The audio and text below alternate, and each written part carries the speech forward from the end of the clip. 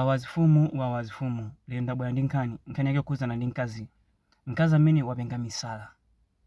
Mkazi amene amachokera ku Malawi kudedza koma panopa amakhala ku Durban mu dziko la South Africa. Mkazi amene anabwera ku South Africa mu chaka cha 2023 ndipo cholinga chake mkazi amene sichinali chozagwira ntchito ayi. Iye anabwera ndi njira yake yopezera ndalama imene amagwisa ntchito kukawa anthu. Ndipo mkazi amene wakhala akukawa anthu kuyambira mu chaka cha 2023 mpaka na 2026.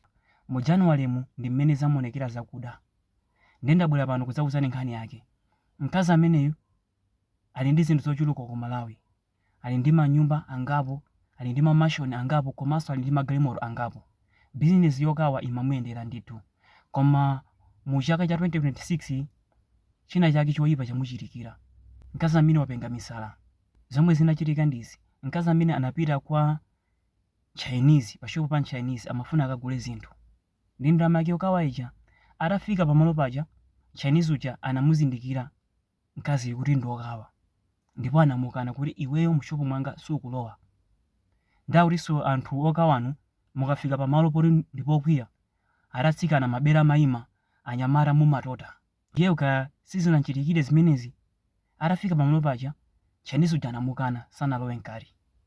Ndiye jandainga ndalama ija anali ndi nyamata wina, koma nyamata samadziwa zimene zikuchitika. Ndanainga ndalama ija kumpasa ndani nyamata uja. Ndiye nyamata uja analowa nkati. Atalowa nkati muja kuti azigula ndi ndalama ija, opa akaunti anamukana kuti ndalama yako sindoyifuna, nyamuka kazipita. Ndiye nyamata uja anabwerera. Atabwerera kufika panja anampeza mkazi uja ali pasi tapya. Wafokeratu wakumoka. Ndiye nyamata uja wayesesa kumuthira madzi kuyitana anthu amuthandize izi ndizi, mkazi uja samazukabe. Wayesesa opanga izi ndizi mpaka anafika poyimbira ambulasi, koma ambulasi imachedwa kubwera mpaka panatha 1 hour. After 1 hour mkazi uja anazuka ano. Atazuka anayamba kuyankhula ziyankhulo zake zosadziwika bwinobwino.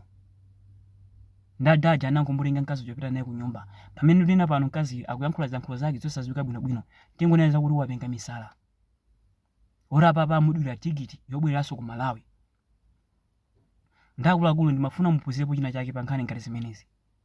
Akuluakulu nchitidwe wa ku Malawi omakawa osamabwera nawo ku maiko kwanu ake. Chifukwa choti zimene amapanga anzathu amaiko osiyanasiyanawo sitikudziwa.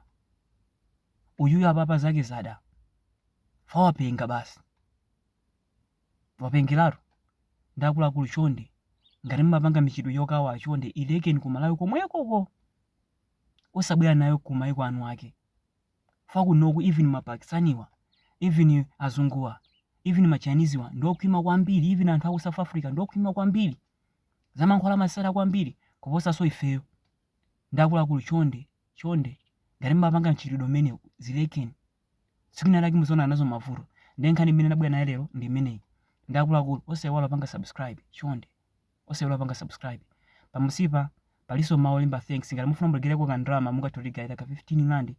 Yero azifumu nkhani imene ndabwera nayo lero ndi imeneyi.